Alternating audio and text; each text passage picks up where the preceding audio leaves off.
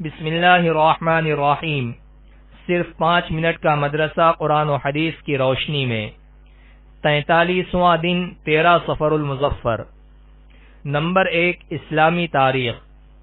حضرت موسیٰ علیہ السلام کو تورات ملنا۔ اللہ تعالی نے 4 مشہور آسمانی کتابوں میں سے تورات حضرت موسیٰ علیہ السلام کو بنی اسرائیل کی ہدایت کے لیے عطا فرمائی۔ ان کی قوم نے اس پر عمل نہ کرنے کے لیے حیلہ بازی شروع کر دی۔ کبھی طور پر اللہ سے بات کرنے کی فرمائش کی تو کبھی اللہ تعالی کو دیکھنے کے بعد تورات پر عمل کرنے کا وعدہ کیا، لیکن یہ قوم کوہ طور پر اللہ کا حکم سننے کے بعد بھی حضرت موسیٰ علیہ السلام اور تورات پر ایمان نہیں لائی۔ پھر کھلم کھلا اللہ کو دیکھنے کے مطالبے پر غضب خداوندی کی وجہ سے 70 افراد کو جلا کر ہلاک کر دیا گیا۔ اس کے بعد حضرت موسیٰ علیہ السلام کی دعا پر دوبارہ زندہ کیا اور ان کے سروں پر طور پہاڑ کو بلند کر کے تورات پر عمل کرنے کا وعدہ لیا گیا۔ ان کو ہفتے کے دن عبادت کرنے کا حکم دیا اور مچھلی شکار کرنے سے منع کیا، مگر افسوس یہ قوم حضرت موسیٰ علیہ السلام کے کسی حکم پر عمل تو کیا کرتی، بلکہ قدم قدم پر آپ کو ستانے اور ظلم و زیادتی میں حد سے بڑھتی چلی گئی۔ بالآخر حضرت موسیٰ علیہ السلام بنی اسرائیل کی تکلیفوں پر صبر اور ان کی ہدایت و اصلاح کی کوشش کرتے ہوئے 120 سال کی عمر میں وفات پا گئے اور فلسطین کے مقام اریحہ میں سرخ ٹیلے کے قریب دفن کیے گئے۔ نمبر 2، اللہ کی قدرت۔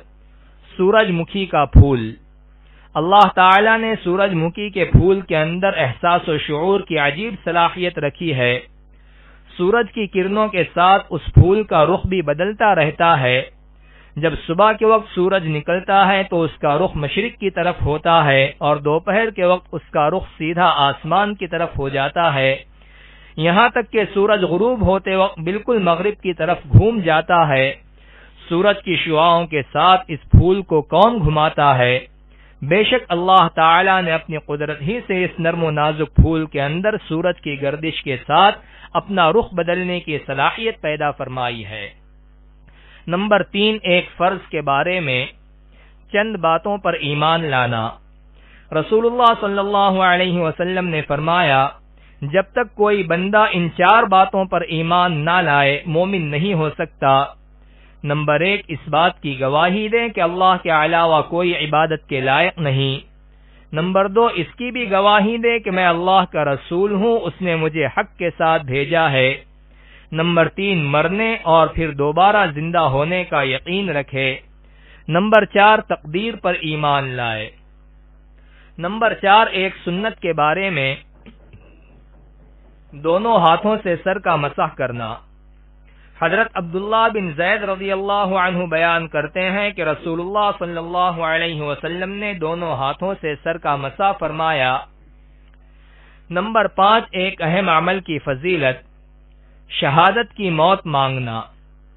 رسول اللہ صلی اللہ علیہ وسلم نے فرمایا، جو شخص سچی طلب کے ساتھ اللہ تعالی سے شہادت کی موت مانگتا ہے تو اللہ تعالیٰ اسے شہداء کے درجے تک پہنچا دیتا ہے، چاہے وہ اپنے بستر ہی پر مرا ہو۔ نمبر 6، ایک گناہ کے بارے میں کسی اجنبی عورت سے مصافحہ کرنا۔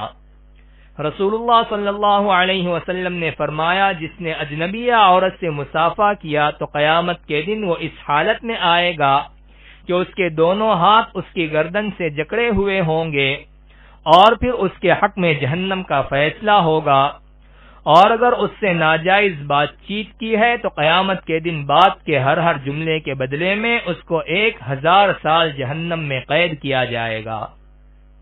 نمبر 7، دنیا کے بارے میں دنیا کی عمارتیں۔ رسول اللہ صلی اللہ علیہ وسلم ایک مرتبہ ایک گنبد والی عمارت کے پاس سے گزرے تو فرمایا، یہ کس نے بنایا ہے؟ لوگوں نے بتایا کہ فلاں شخص نے۔ تو فرمایا، قیامت کے دن مسجد کے علاوہ ہر عمارت صاحب عمارت کے لیے وبال ہوگی۔ نمبر 8، آخرت کے بارے میں نیک لوگ جنت میں رہیں گے۔ قرآن میں اللہ تعالیٰ فرماتا ہے، جو لوگ نیک بخت ہوں گے وہ ہمیشہ جنت میں رہیں گے۔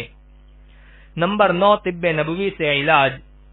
دل کی کمزوری اور رنج و غم کا علاج۔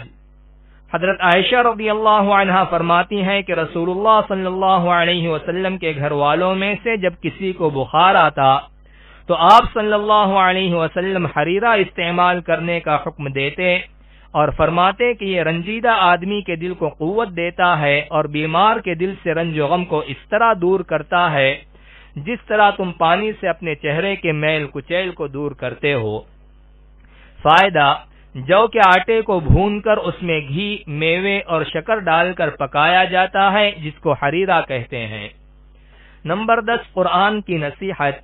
قرآن میں اللہ تعالی فرماتا ہے، مجھ کو تم نعمتوں پر یاد کرو، میں تم کو یاد رکھوں گا، اور میرے احسانات کا شکریہ ادا کرتے رہو اور میری نافرمانی نہ کیا کرو۔